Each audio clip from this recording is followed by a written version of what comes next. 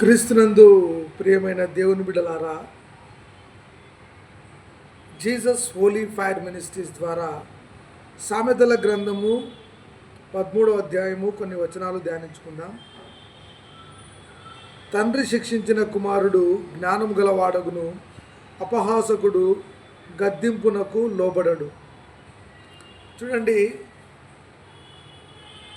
తండ్రి అంటే ఈ లోకంలో నీవు నేను అబ్బా తండ్రి అని దేవునికి మొరపెడుతూ ఉన్నాం.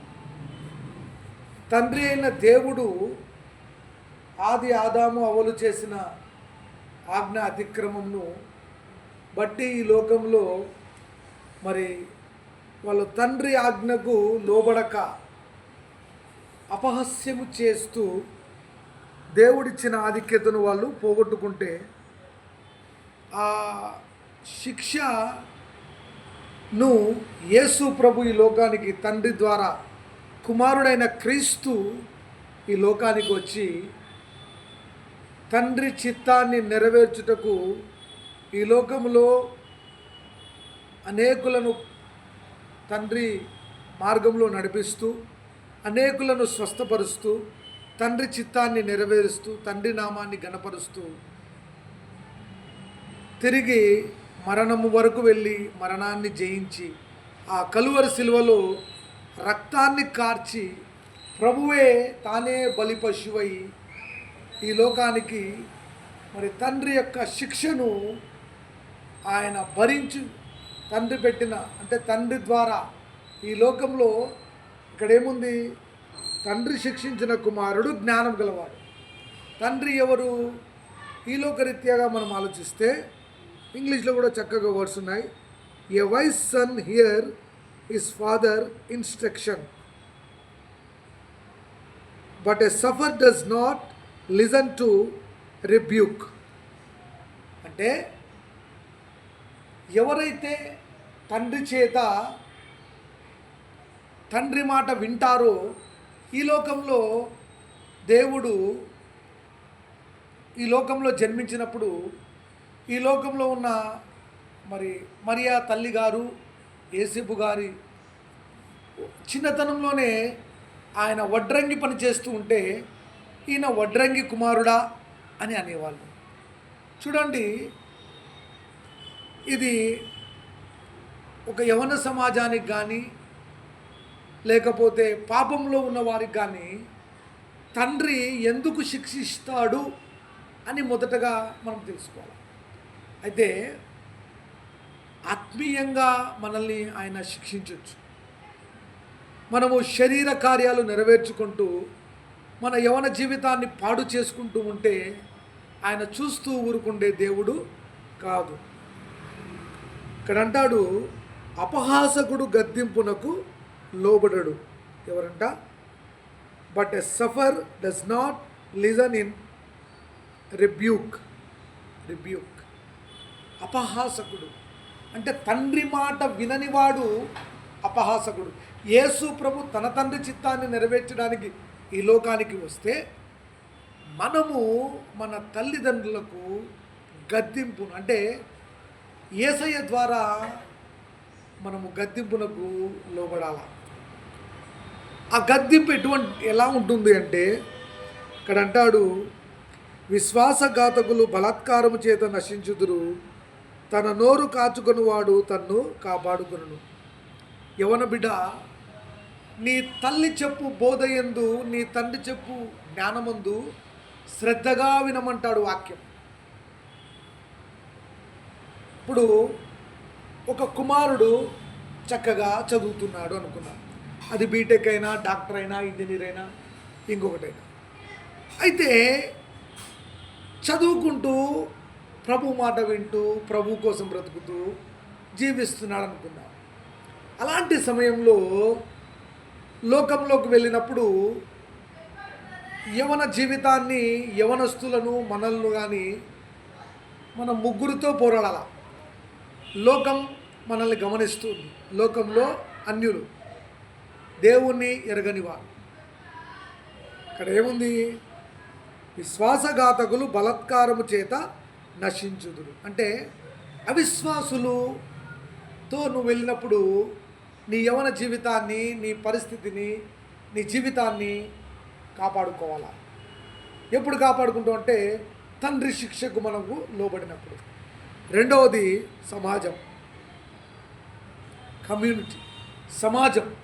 ఈ సమాజము మనల్ని గమనిస్తూ ఉంది. మూడవది సంఘం. అంటే నువ్వు చర్చిలో ఎలాగున్నావు, కుటుంబంలో ఎలాగున్నావు, సమాజంలో ఎలాగున్నావు. ఈ మూడింటిని బ్యాలెన్స్ చేసుకోకపోతే యవనుడా మన జీవితాన్ని మనము కట్టుకోలేము. అంటే ఈ లోకంలో దేవుడు ఆదాము అవ్వలను చేసినప్పుడు చాలా హ్యాపీగా ఫీల్ అయ్యిండొచ్చు. ఎందుకంటే ఒక మంచి తోట, కష్టపడకుండానే ఫలములు, ఆహారము, భోజనము, వాళ్ళకు కావాల్సిన ప్రతిదీ కూడా దేవుడు అనుగ్రహించాడు. అయితే దేవుడు అన్నాడు, ఈ పండు తినొద్దమ్మా అంటే అపవాది వచ్చి వాళ్ళను శోధించి, ఈ పండు తినండి మీరు దేవదూతలు అయిపోతారు. నేను ఇవన్నీ ఎందుకు చెప్తున్నానంటే మన యేసు ప్రభు సిలువ రక్త ప్రోక్షణ, తండ్రి చిత్తాన్ని, తండ్రి ఇచ్చిన శిక్షను భరించి మానవాళినంతా నిత్య నరకం నుండి నిత్య జీవానికి ఆ శిక్షను తానే భరించి దావీదు కుమారుడా, దావీదు సంతానంలో నుండి వచ్చిన యేసు ప్రభు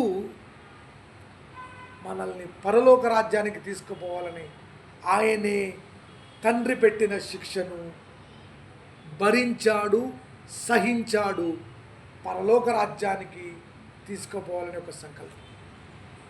రెండవది, బలాత్కారుగా ఉన్న మన జీవితాన్ని, విశ్వాసఘాతులుగా ఉన్న మన బ్రతుకులను మార్చడానికి దేవుడే కుమారునిగా ఈ లోకానికి వచ్చాడు.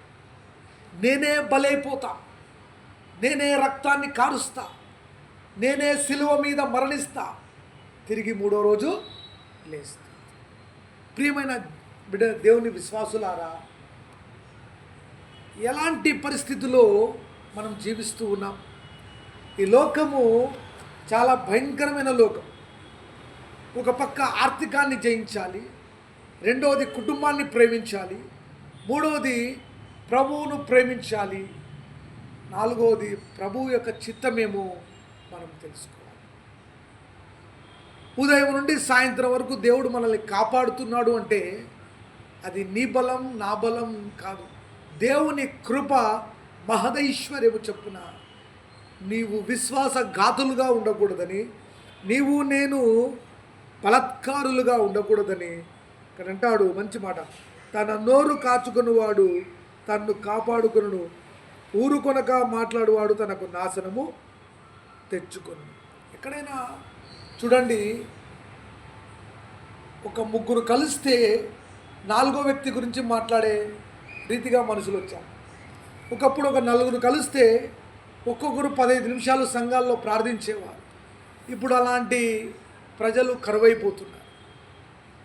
ఎంతసేపు ఉన్న లోకాన్ని దేవుని దగ్గర తీసుకుని వస్తున్నారు. ఒకప్పుడు లోకంలో ఉన్న వాళ్లకు మనం సువార్త చెప్పేవాళ్ళం. ఇప్పుడు అట్లా కాదు, లోకాన్నే సాతానుగాడు మన మధ్యకు పంపుతున్నాడు. మీరు కొట్లాడుకొని దేవునికి నామానికి అవమానం తెచ్చుకో. నేను ఎందుకు ఈ మాటలని జ్ఞాపకం చేస్తున్నానంటే, మనము మాట్లాడేటప్పుడు ఆయన చూస్తున్నాడు, ఆయన గమనిస్తున్నాడు, ఆయన గ్రహిస్తున్నాడు అన్న జ్ఞానము విశ్వాసికి ఉండాలి, పరిశుద్ధులకు ఉండాలి, యవన జీవితాలకు ఉండాలి, దేవుని సంఘంలో పనిచేసే ప్రతి సైనికునికి ఉండాలి. నీ నోరు దేనిని బట్టి మాట్లాడుతూ ఉంది? ఉదయం నుండి సాయంత్రం వరకు నీ ఉద్యోగంలో ఏం మాట్లాడుతున్నావు? నీ వ్యక్తిగత జీవితంలో ఏం మాట్లాడుతున్నావు? నిన్ను దేవుడు సృష్టించింది ఎందుకో మొట్టమొదటగా మనల్ని మనం పరీక్షించుకుంటే తప్ప నీకు నిజం తెలియదు. ఆ నిజం తెలిసే లోపల నువ్వు నేను ఈ భూలోకాన్ని విడిచిపెడితే మరి అక్కడ ప్రశ్నిస్తారు, రక్షణ వస్త్రం లేకనే పెండ్లి విందుకు ఎలా వస్తుంది? ఈ జీవితం అంతా ఒకటైతే నీ మరణం తర్వాత అంటే నువ్వు శారీరకంగా చచ్చిపోతావు.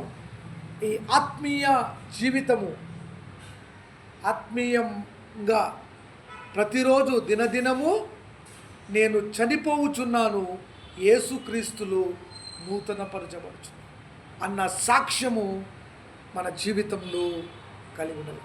తండ్రి పెట్టిన శిక్షను తండ్రి శిక్షించిన కుమారుడు జ్ఞానము గలవాడు. బెత్తం వాడకుంటే మనం తప్పు చేసిన వాళ్ళం. వాడు చదువులప్పుడు నువ్వు బెత్తం వాడితే వాడు ఆ బెత్తం భయాని కన్నా చదవగలడు. ప్రియులారా, దేవుడు పలుమార్లు మనకు అవకాశాలు ఇస్తున్నాడు, పలుమార్లు కృప చూపిస్తున్నాడు. మారండి, మారు మనస్సు పొందండి, రక్షణ పొందండి, ప్రభువును నమ్ముకోండి అని. అయితే నమ్ముకున్నట్లుగానే ఉన్నాము కానీ ఆయన కాడ నమ్మకంగా లేమేమో అని నా మనస్సాక్షి, నీ మనస్సాక్షి ఈ రాత్రి పరిశీలన చేసుకోవాలి. ఈ ఉదయకాలం పరిశీలన చేసుకోవాలి. ఈ ఉదయకాలంలో దేవుడు నేను పరీక్షించుకోవాలి. ఇంకో కొన్ని వచనాలు ఇంగ్లీష్లో బాగుంది ఈ వచనం చూడండి. ఏమంటాడు? సోమరి ఆశపడును కానీ వాని ప్రాణముకేమీ దొరకదు, శ్రద్ధ గల వారి పానము పుష్టిగా ఉండును. సోమరి అంటే దేవుడు ఒక ఉపమానం కూడా చెప్పాడు. సోమరి చీమలను చూసి నేర్చుకో. చీమలు ఎంత చక్కగా, ఎంత కరెక్ట్గా లైన్గా పోతూ ఉంటాయి. ఈ దినాల్లో జీవితం ఎలా అయిపోయిందంటే, సరే ఉద్యోగం ఉంటే 7కో 8కో లేచి త్వరగా టిఫిన్ చేయడానికి కూడా మానవుడికి టైం లేదు. ఏదో ఒకటి తినేసి వెళ్ళిపోతూ ఉంటారు. అయితే సోమరి అంటే నువ్వు 4-5 గంటలకు లేచి ప్రభుతో మాట్లాడితే నువ్వు సోమరివి కాదు. నువ్వు 10 గంటలకు లేచి బ్రష్ చేసి తల్లిదండ్రులు చేసిన వంటలు తిని మళ్ళీ నిద్రపోయి మళ్ళీ సాయంత్రం లేస్తే దేవుడు ఏమంటున్నాడంటే, సోమరి ఆశపడును కానీ వాని ప్రాణంకేమీ దొరకదు, శ్రద్ధ గల వారి ప్రాణము పుష్టిగా ఉండును. నీతిమంతునికి కళ్ళ మాట అసహ్యము, భక్తిహీనుడు నిందించుచు అవమానపరచును, యథార్థవర్తునికి నీతియే రక్షకము. ఈ మాటలన్నీ ఏం చెప్తారంటే, తండ్రి మాటకు లోబడితే మనము దీవించబడతాం. తండ్రి శిక్షను అంగీకరిస్తే మనము ఆశీర్వదించబడతాం. ఒక గురి కలిగి ఉండాలి. ఒక చదువుకునే స్టూడెంట్స్కు ఒక ప్రణాళిక ఉండాలి. ఒక ఆత్మీయ జీవితంలో ప్రభుతో నడిచే వ్యక్తికి ఒక ప్రణాళిక ఉండాలి. ఒక కుటుంబ పెద్దకు ఒక ప్రణాళిక ఉండాలి. ఒక ఉద్యోగస్తునికి ఒక ప్రణాళిక ఉండాలి. అది ఆత్మీయంగా ప్రభువుతో మాట్లాడే ప్రణాళిక. ప్రభువు నిన్ను సంధించాలంటే, ప్రభువు నీ కుటుంబాన్ని దీవించాలంటే, నా కుటుంబాన్ని దీవించాలంటే తండ్రి శిక్షించిన కుమారుడు జ్ఞానం గలవాడడు. ఈ లోక జ్ఞానం కోసము లక్షల రూపాయలు మనం ఖర్చు పెడుతున్నాం, వేల రూపాయలు ఫీజు కడుతున్నాం. జ్ఞానం జ్ఞానం జ్ఞానం. వాడు ఆ జ్ఞానంలో ఎప్పుడు వాడు నిలబడేది అంటే, వాని కోర్స్ అంతా పూర్తి చేసి వాడు నిజంగా తండ్రి శిక్షకు లోబడి జ్ఞానమును పొందితే వాడు మంచివాడై మంచి ఫలములు ఫలిస్తాడు. అది ఆత్మీయంగా, అది శారీరకంగా, ఈ లోక సంబంధమైన. అందుకంటాడు ఈ లోక జ్ఞానము దేవుని దృష్టికి వెరితనం. కానీ అందరూ కూడా దేవుని జ్ఞానము కంటే, బైబిల్లో ఉన్న జ్ఞానం కంటే ఈ లోకంలో నువ్వు ఏ జ్ఞానాన్ని సంపాదించినా బైబిల్ జ్ఞానం ముందర అది ఏం లాభం లేదు. నీకు శాంతి కావాలి. ఎక్కడైనా నువ్వు మనశ్శాంతిని కొనగలవా? సమాధానాన్ని కొనగలవా? పోనీ నువ్వు 1 కోటి రూపాయలకు వారసుడవు, లక్షలు ఉన్నాయి, ఎంతో రకంగా సంపాదించావు, ఇంటికి వెళ్తే నీకు మనశ్శాంతి ఉంటుందా? పోనీ ఎక్కడైనా ఏదైనా అంగట్లో అమ్ముతారా శాంతిని? ప్రపంచంలో శాంతి లేదు, సంఘాలలో శాంతి లేదు, కుటుంబాలలో శాంతి లేదు, వ్యక్తిగతంగా శాంతి లేదు, ఉద్యోగంలో శాంతి లేదు, ముఖ్యమంత్రులకు, మంత్రులకు, రాజులకు కూడా శాంతి లేదు. వాళ్ళు నిద్రపోయేటప్పుడు కూడా అశాంతితోనే నిద్రపోతున్నాం. అందుకే అంటున్నాడు, ఆయన శిక్షకు మనము లోబడినప్పుడు ఆయనే మనలను ఆశీర్వదిస్తాడు. ఈ లోకయాత్రలో మన తల్లిదండ్రులు మనల్ని ఎంతగా ప్రేమగా పెంచుతారు. మనం కింద పడకుండా, మనము అప్పుల పాలు కాకుండా, మనము స్కూల్కి వెళ్ళేటప్పుడు మన కోసం వాళ్ళు కష్టపడి పని చేసి చేసి వాళ్ళ రెక్కలు ముక్కలు చేసుకుని యవనస్తులా వాళ్ళు దేవునితో వాళ్ళ జీవితమంతా, వాళ్ళ రక్తమంతా, యేసు ప్రభు రక్తమంతా ప్రపంచం కోసం, ప్రపంచ శాంతి కోసం ప్రభు ఏ రీతిగా చిందించాడు. మన తల్లిదండ్రులు కూడా మన కోసం అంత ప్రయాసపడతారు. అయితే మొదట నువ్వు నీ సాక్ష్య జీవితం నీ తండ్రి అంటే పరలోకపు తండ్రి దగ్గర మన సాక్ష్యాన్ని సరి చేసుకోవాలా. ఒక విశ్వాసిగా, ఒక పరిశుద్ధునిగా, దేవుని యవన బిడ్డగా. రెండవది కుటుంబ సాక్ష్యాన్ని నువ్వు సంపాదించుకోవాలి. ఈ రెండు సాక్ష్యాలు సంపాదించుకోకుండా సంఘంలో నువ్వు ఎంత పరిచర్య చేసినా, ఎన్ని పాటలు పాడినా, ఎంత ఆరాధించినా సమాజంలో నీ సాక్ష్యము సరిగా కాకపోతే అట్లాంటి సేవ నిరర్థకము అని వాక్యం చెప్తుంది. నీ తండ్రి మాట వినుము, నీ తల్లి మాట వినుము, ముదిమే వచ్చే వరకు. చూడండి ఎంతమంది బిడ్డలు ఈరోజు వాళ్ళు సెటిల్ అయినాక వాళ్ళ కుమారులు, కోడళ్ళు, బిడ్డలు తమ తల్లిదండ్రులను సన్మానించక అనాథాశ్రమాలకు, వృద్ధాశ్రమాలకు నడి రోడ్డు మీద విడిచిపెట్టి వెళ్ళిపోతున్నారు. ఆ రోజు మన తల్లిదండ్రులు కూడా మనకు జన్మనిచ్చినప్పుడు మనల్ని తీసుకొని పోయి ఏదైనా ఒక చెత్త కుప్పలో వేసింటే మన పరిస్థితి ఏంటి, మన బ్రతుకు ఏంటి? వారు అలా చేయలే. వారిని ప్రతిదీ భరించి నా కుమారుడు ఈ స్థాయిలో ఉండాలి, నా కుమార్తె ఈ స్థాయిలో ఉండాలి అని వాళ్ళు దేవుణ్ణి అడిగి వాళ్ళు కష్టపడి పనిచేసి ప్రభువును ఆరాధించి రెక్కలు ముక్కలు చేసుకొని ప్రభువు పేరట వాళ్ళు నిన్ను చదివిస్తే నువ్వు పెద్దవాడై వాళ్ళకు నువ్వు ఇచ్చే గిఫ్ట్ ఏం తెలుసా? అనాథాశ్రమం, నడి రోడ్డు. ఆలోచించండి. ఎప్పుడైనా ప్రేమగా వెళ్ళి నీ తల్లిని తండ్రిని పలకరించే జ్ఞానం ఉందా? నువ్వు ఆఫీసర్ కావచ్చు, నువ్వు జ్ఞానవంతుడో కావచ్చు, నువ్వు పండితుడో కావచ్చు.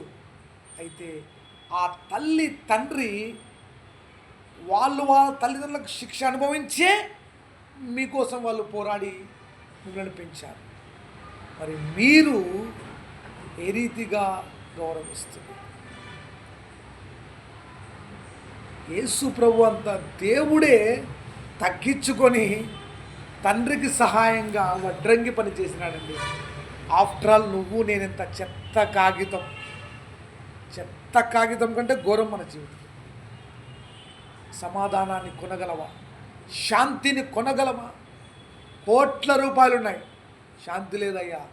చాలామంది, కొంతమంది నాకు యూట్యూబ్ ఛానల్లో మెసేజ్లు చూసి, అయ్యా నా దగ్గర ధనం ఉంది, మనశ్శాంతి లేదయ్యా, నా బిడ్డలంతా నన్ను విడిచిపెట్టి వెళ్ళిపోయారయ్యా అని ఒక్కొక్క తల్లి తండ్రి వాళ్ళ గాథ చెప్తూ ఉంటే మనం ఏం చేయగలం? జీవం గల దేవునికి ప్రార్థన చేయాలి. అందుకే అంటున్నాడు, బలాత్కారము చేత మనం ఉండకుండా దేవుని చిత్తమేమో తెలుసుకోవాలి, దేవుని జ్ఞానాన్ని బోధించాలి. అందుకే అంటున్నాడు, ఇక్కడ మంచి మాట అంటాడు, శ్రద్ధగా. చూడండి, బాగా కష్టపడి చదువుకున్నోని వాడు హాస్టల్లో ఉండి డబ్బులు కట్టలేక, ఇప్పుడు మన డిఎస్సి ఎగ్జామ్ జరిగింది. చాలామంది నాకు ప్రార్థన చాలామందికి చేశాను. చాలామంది, కొంతమంది ఉద్యోగాలు వచ్చినాయి, కొంతమందికి రాలే. అన్నీ సమృద్ధి ఇచ్చి చదువురా అంటే వానికి ఉద్యోగం రాలే. అయితే కష్టపడి పని చేసుకుంటూ స్కూల్లో పని చేసుకొని మళ్ళీ ఇంటికి వచ్చి రాత్రి పగులు చదివితే అట్లాంటి వాళ్ళకు ఉద్యోగాలు వచ్చినాయి. చూడండి, శ్రద్ధ ఉండాలా. నువ్వు రాత్రి చదువుతావా, పగలు చదువుతావా, నువ్వు పొద్దుమూకులు పని చేయకుండా సోమరిగా ఉండి నేను డిఎస్సి ప్రిపేర్ అవుతున్నా, నేను ఎంకామ్ ప్రిపేర్ అవుతున్నా, నేను నిట్ ప్రిపేర్ అవుతున్నా అంటే నిన్ను నువ్వు మోసం చేసుకున్నట్లే. నీ వయస్సు మళ్ళీ తిరిగి రాదు, ఆ యవన జీవితం రాదు. ఎందుకు మన తల్లిదండ్రులకు మనం భారంగా మారిపోతున్నాం. చాలామందికి నాకు ఫోన్ చేసి చెప్పారు, అన్న మా కష్టాన్ని దేవుడు దీవించాడన్నా అని వాళ్ళు సాక్ష్యాలు చెప్తున్నారు. నేను ఎందుకు ఈ మాటలు చెప్తున్నా అంటే, శ్రద్ధ ఉండాల. ఒక పని చేసేటప్పుడు, వాక్యాన్ని బోధించేటప్పుడు, ప్రార్థించేటప్పుడు వ్యక్తిగత జీవితం ఎలాగుంది, మన కుటుంబ జీవితం ఎలాగుంది, మన బంధువులు, రక్త సంబంధికులు, స్నేహితుల కొరకు దివారాత్రములు ప్రార్థన చేస్తున్నావా? వాళ్ళు ఏమైనా అనని మనని, వాళ్ళు దూషించని, వాళ్ళు తిట్టని. అయితే ప్రభువా బలాత్కారుల చేత నశించకుండా నీ పాదాల దగ్గర మొరపెట్టుకుంటున్నాం నాయన. ఎంతసేపు ప్రభువుతో గడుపుతూ ఉన్నాం, ప్రభు మాటలు వింటూ ఉన్నాం. ఈ కాలంలో పొద్దులేసి ప్రార్థన చేస్తేనే బంద్ చేయండి అంటారు కొంతమంది. అది కాదు, ప్రభువుతో నువ్వు మాట్లాడకపోతే నీ ప్రాణంని ఎలా కాపాడుకోగలవు? అసలు మనం బ్రతుకుతే కదా. అందుకే కృపనిచ్చే దేవుడు, బలమునిచ్చే దేవుడు, ఆశీర్వదించే దేవుడు, అద్భుతకరుడు, ఆశ్చర్యకరుడు ఆయన. ఒక ఆయన అంటాడు, అన్న ప్రార్థించి ప్రార్థించి సాలైందన్న నాకు, ఇంకా నేను ప్రార్థన చేయనన్నా, నాకు ఉద్యోగాలు రావు అంటాడు. అదొక్కటే నా జీవితం. ఏ చిన్న పని చేసైనా మనం బ్రతుకోవచ్చు, సిగ్గుపడదు. యేసు ప్రభు లాంటి దేవుని కుమారుడే వడ్రంగి పని చేశాడు తన తల్లిదండ్రుల కోసం. ఎంతమంది బిడ్డలు, ఎంతమంది కుటుంబాలు ప్రభువు మాట తూచా తప్పకుండా పాటిస్తుంది. ఆశీర్వాదాలు ఊకే రావండి, కష్టపడాలా, పని చేయాలా. చిన్న పనైనా పెద్ద పనైనా నీకు దేవుడు ఏ ఉద్యోగం ఇస్తే ఆ ఉద్యోగం నమ్మకంగా చెయ్యి. సోమరి ఆశపడును కానీ వానికి ఏమి కూడా దొరకదు. పొద్దునంతా పండుకొని రాత్రి 6 గంటలకు లేచినాం అనుకో, ఒకవేళ తల్లిదండ్రులు ఏదో అంతో అంటే ఒక ముద్ద అన్నం పెట్టగలరు. కానీ ప్రతిరోజు నువ్వు ఇట్లనే ఉంటే నీ జీవితంలో ఆశీర్వాదాలు రావు. వయసు అయిపోతుంది. వయసు అయిపోయినప్పుడు కష్టపడగలవా? ఒకప్పుడు 50 ఏళ్ళు 60 ఏళ్ళలో కూడా గట్టిగా ఉండేవాళ్ళు. ఇప్పుడు 30 ఏళ్ళు 40 ఏళ్ళకి మోకాళ్ళు పనిచేయడం. ఆలోచించు. అయ్యా పేతురు చెప్పినాడు, రాత్రంతా శ్రమపడినా ఒక్క చేప రాలేదు ప్రభువా. అప్పుడు దేవుడు అనుకున్నాడు, అయ్యా రాత్రంతా డిఎస్సి కోసం కష్టపడి బుక్కులు చదివి అది చదివి ఇది. దేవుణ్ణి అడిగినావా? దేవుణ్ణి ప్రార్థించావా? దేవుని సన్నిధిలో భయపడ్డావా? దేవునికి విధేయుడైనావా? అసలు దేవుని అడిగినావా? దేవా నాకు ఈ ఉద్యోగం అని సొంత జ్ఞానం పేతురు సొంత జ్ఞానంతో వలయేస్తే యేసు ప్రభు అంటాడు, ఇప్పుడు నా మాట చొప్పున వల వేయి పేతురు గారు, మీకు చేపలు వస్తాయంటే వలలు నిండి నా, అందుకే దావీదు అంటాడు, నా గిన్నె నిండి పొంగి పొర్లుచున్నాను. నీ హృదయం అనే గుండెలో వాక్యం అనే బలం, ప్రార్థన అనే ఊపిరి, స్తుతి అనే శక్తి, విధేయత అనే వరములు దేవుని దగ్గర నువ్వు లోబడినప్పుడు, నేను లోబడినప్పుడు ఆశీర్వాదాలు నడుచుకుంటూ వస్తాయి. ఆశీర్వాదాలు నీ ఇంటి గడప తట్టి దేవుడు ఇంటి కప్పు విప్పి మనల్ని నిలబెడతాయి. ఎంతమంది అవమానించినా, ఎన్ని ఉన్నా, వాళ్ళకు ధనం లేదు, వాళ్ళ అప్పులు, వాళ్ళ కుటుంబంలో పేదరికం, వాళ్ళ కుటుంబంలో నాశనం, ఇవన్నీ మరణాలు ఏమిన్నా కూడా యేసయ్యతో మన కనెక్షన్ సరిగా ఉంటే, తండ్రి శిక్షించిన బాటలో మనం నడిస్తే జ్ఞానవంతులుగా దేవుడు చేస్తాడు. చదువుకో. అయితే తల్లిదండ్రులను బాధ పెట్టి, తల్లిదండ్రులు చెప్పిన మన బిడ్డల్ని ఎంతో దూరం పంపిస్తూ ఉంటాం. అయితే నేను ఎప్పుడు కూడా ఒక మాట చెప్తాను, ఫస్ట్ లేస్తేనే మొహం కడుక్కున్నా, స్నానం చేసిన, వాక్యాన్ని చదివి నీ పని ప్రారంభించు. దేవుని అడుగు, దేవా నేను పోతున్నా, ఇదిగో ఈ దినమంతట్లో నా రక్షకుడు, నా బలం నువ్వే నాయన, పాల్ దినకరన్ గారు ఆ రోజుల్లో ఇంజనీరింగ్ అంటే చాలా గ్రేట్. ఆయన చదువుకునేటప్పుడు ఒక కుర్చీ పరిశుద్ధాత్మ దేవునికి పెట్టి ఇంకొక కుర్చీ తాను కూర్చొని ఆ సబ్జెక్ట్ అర్థం కాకుంటే, దేవా ఈ సబ్జెక్ట్ నాకు బోధించు హోలీ స్పిరిట్ అని ఆ దైవజనుడు అడిగినప్పుడు ఈరోజు అనేక మందికి ఆయన ఆయన నేర్చుకున్న చదువును స్పిరిచువలే కాక కాలేజీలో అనేక మందికి పట్టాలు ఇచ్చే వ్యక్తిగా డిగ్రీ ఆ పట్టాలు బీటెక్ పట్టాలు ఇచ్చినట్లు దేవుడు ఆశీర్వదించాడు. దేవుణ్ణి అడుగు, అసలు దేవుని చిత్తమేమో తెలుసుకో. దేవుణ్ణి పక్కకు పెట్టి నేను చూశాను కొంతమంది స్టడీ అవర్స్ అని ఉన్నాయి. పాపం వాళ్ళని చూస్తే బల బాధ అనిపించింది నాకు. ఎందుకో పోతే అక్కడే నిద్రపోతున్నాను. నేను అడిగిన ఒక స్టూడెంట్, ఏం బాబు ఇంటికి పోరా అంటే, లేదు సార్ ఖచ్చితంగా నేను డిఎస్సి లేకపోతే పోలీస్ రిక్రూట్మెంట్ ఇంకోటి. మరి ఎలా అంటే, ఇదే సార్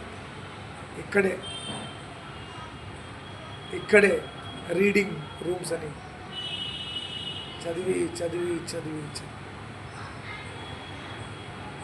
నీ కష్టం వ్యర్థమంటలేను, అయితే అది సరైనదిగా ప్రభు దృష్టికి యోగకరంగా అడుగుదాం దేవుని. దేవా, ఎందుకు నా జీవితంలో ఓడిపోతున్నా?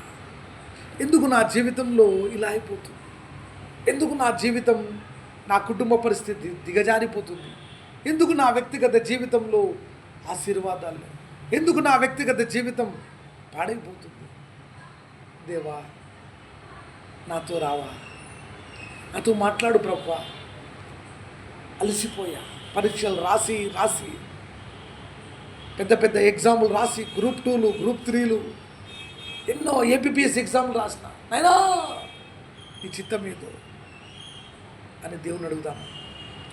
తండ్రి శిక్షించిన కుమారుడు జ్ఞానం గలవాడు, శ్రద్ధ గలవారి ప్రాణము పుష్టిగా.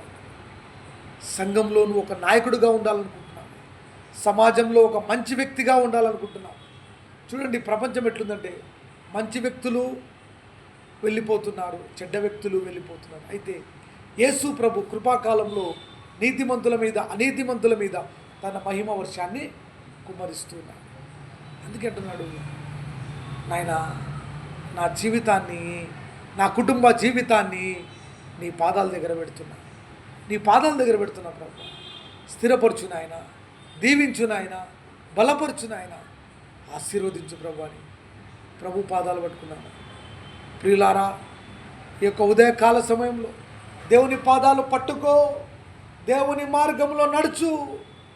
ఆయనతో నడిచిన అనుభవం గొప్పది. ఆయనను అడుగు, పరిశుద్ధాత్ముడా ఈ సబ్జెక్ట్ నాకు అర్థం కాకుంది, బోధించు. టీచ్ మీ లార్డ్, ఓ లార్డ్ బ్లెస్ మీ లార్డ్. అయ్యా, అలసిపోయాను, మా జీవితంలో మా తల్లిదండ్రులు పెట్టిన ఆ మంచి మార్గాన్ని నేను అనుసరించలేదేమో, రక్షణ జీవితం లేదేమో, మారు మనసు జీవితం లేదేమో, పాప క్షమాపణ లేదేమో, పరిశుద్ధమైన జీవితం నా దగ్గర లేదేమో ప్రభు. అందుకే ఓడిపోతున్నా. తండ్రి, ఎక్కడ పడిపోయామో అక్కడే మమ్మల్ని లేవనెత్తున్నాయి. దేవుని అడుగుదామా? దేవా, ఈ రాత్రి ఎంతోమంది అనారోగ్యంతో ఉన్నారు, ఎంతోమంది చిన్న బిడ్డలు, మరి కుటుంబాలు సమస్యల్లో ఉన్నాయి. శాంతిని దయచేయండి, ఆర్థిక వనరులు దయచేయండి, ఉద్యోగాలను దయచేయండి. రాష్ట్రాలు శాంతి లేదు, ముఖ్యమంత్రులకు నెమ్మది లేదు, ప్రపంచంలో శాంతి లేదు ప్రభు. ప్రపంచ శాంతి కొరకు ప్రార్థన చేద్దామా నాయనా? జ్ఞానము కలిగిన కుమారుడు తన తల్లిని తండ్రిని సంతోషపరచు. జ్ఞానము లేనివాడు వారికి దుఃఖము కలుగును అని వాక్యం. ప్రభువా, ఎంతమంది దీనస్థితిలో ఉన్నారు, ఉద్యోగాలు రాక, తండ్రి కుటుంబంలో స్థిరత్వం లేక, ప్రభువా నీకు వాళ్ళ హృదయాల్లో చోటు ఇవ్వక పాపంనే వాళ్ళు ఆశ్రయిస్తూ పాపంలో ఉన్నారేమో నాయన. అయ్యా, అనేక మంది స్టూడెంట్స్ కొరకు ప్రార్థన చేస్తున్నారు. ఎంతోమంది యవన జీవితాలను కట్టండి నాయన. ఎక్కడెక్కడో ఉండి కోచింగ్లో ఉండి చదువుతున్నారు, కాలేజీలో హాస్టల్లో ఉండి చదువుతున్నారు. అలాంటి బిడ్డలను దర్శించండి నాయన. వాళ్ళ చుట్టూ నీ దేవదూతల అగ్ని కంచెను వేయమని ప్రార్థన చేస్తున్నాను. అయ్యా, నీ బలమైన అగ్ని మా కుటుంబంలోనికి రా, మా వ్యక్తిగత జీవితంలోనికి రా ప్రభువా. రానాయన, మా ఇంట్లోకి రా. పాపాన్ని వెళ్ళగొట్టు. పరిశుద్ధమైన అగ్ని కుటుంబాలలో సంచరించునుగా. పై పెదవులతో ఆరాధించకుండా, లోపల ఆరాధించకుండా దేవుని శిక్షకు లోబడిన వాడు ఆశీర్వదించబడునని వాక్యంలో. ఎంతోమంది బీదల కొరకు, విధవరాల కుటుంబాల కొరకు, అన్నం లేని వారి కొరకు, దిక్కు లేని వారి కొరకు, అయ్యా చదువుకోవడానికి కూడా ఇంట్లో స్థలము లేకుండా బాడిగ కూడా కట్టలేని పరిస్థితిలో ఉంటే అలాంటి వారిని కనికరించు నాయన. ఈ ఉదయకాల సమయంలో అలాంటి వారిని జ్ఞాపకం చేసుకో పరిశుద్ధాత్ముడా. దిక్కులేని బిడ్డలకు, అనాథుల కొరకు ఫీజులు కట్టలేని పరిస్థితి, ఎవరైనా సహాయం చేస్తారేమో అని ఆశ కలిగి అయ్యా శ్రద్ధగా ప్రయాసపట్టుకు కృప చూపించు ప్రార్థన చేస్తూ, తండ్రి నీకు స్తోత్రం, దేవానికి స్తోత్రం, తండ్రి నీకు స్తోత్రం. మా జీవితంలో నీకు ఆయాసకరమైన మార్గము ఉందేమో చూడు నాయన, తొలగించు. నీ ఆశలే చెదరీ నిరాశే మిగిలినదా, నీవనుకున్నది పొందకపోయిన యేసయ్య కృపయే చాలును. సుమ్మసిల్లగా సాగిపో మనసా, ఏల కృంగితివి నాలో మనసా, ఏల కృంగితివి. యేసు నీకు తోడై ఉన్నాడు, యేసు నీకు తోడై ఉన్నాడు. నీ ఆశలన్నీ చెదిరినప్పుడు, అయా లోకంలో ఏమీ కనపడకుండా చీకటిలో ఉన్నప్పుడు నీ వెలుగును పంపే దేవా తండ్రి, నిరాశలో నుండి అవును ప్రభు కృప చూపించమని ప్రార్థన చేస్తూ ప్రతి యవన బిడ్డను, ప్రతి కుటుంబాన్ని, చిన్న బిడ్డలను ఆశీర్వదించమని, సంఘంలో సమాధానం కలుగునుగాక, రాష్ట్రాలలో సమాధానం కలుగునుగాక, ప్రపంచంలో శాంతి కలుగునుగాక. ఎంతమంది బిడ్డలు ఉద్యోగాలు లేకుండా చదివి చదివి చదివి వేజారిపోతున్నారు, ఆర్థిక ఇబ్బందులు, అనారోగ్యం బాధపడుతుంది. యేసు నామములో స్వస్థత కలుగునుగాక. వృద్ధులకు ఆరోగ్యం కలిగించండి. ఆర్థిక ఇబ్బందులు బాధపడుతున్న బిడ్డలను విడిపించండి. ఈ యొక్క రాత్రికాల సమయంలో పరిశుద్ధాత్మ దేవుని అగ్నిని కుమ్మరించమని ప్రార్థన చేస్తున్నాం ప్రభా. The power of the holy spirit పరిశుద్ధాత్ముడే కుమ్మరించునుగాక నా తండ్రి. అయ్యా ఈ లోకంలో శాపం, పాపము, ఏళ్ళ తరబడి శాపాలు, ఉద్యోగాలు లేకుండా దిక్కులేని పరిస్థితులు ఉన్నారు. బిడ్డలను కనకరించుకోండి తండ్రి. శిక్షించిన కుమారుడు జ్ఞానం గలవాడు కనుక జ్ఞానంతో అభిషేకించుకోండి. యేసు నామంలో అడుగుతున్నాం తండ్రి, ఆమేన్. క్రీస్తునందు ప్రియమైన వాళ్ళారా, జీసస్ హోలీ ఫైర్ మినిస్ట్రీస్ కొరకు ప్రార్థించండి. మా ఫోన్ నంబర్ 7659091876, 7659091876, 7659091876. అనుదినము మీ కొరకు ప్రార్థించగలం. ఈ ఉదయకాల సమయమున సందేశమును బట్టి ప్రభు మిమ్మల్ని దీవించునుగాక. నిరాశలో ఉన్నప్పుడు యేసు మీకు తోడై ఉన్నాడని సాక్ష్యము కలిగి జీవించాలి. ఈ హోలీ ఫైర్ మినిస్ట్రీస్ కోసం ప్రార్థించండి. మినిస్ట్రీ యొక్క ఉద్దేశాలు దేవుడు సఫలపరచునుగాక. దేవుడే ఈ మినిస్ట్రీని పోషించునుగాక, నడిపించునుగాక, అద్భుతాలు జరుగునుగాక. దేవుడు మిమ్మల్ని దీవించునుగాక. Amen, amen, amen.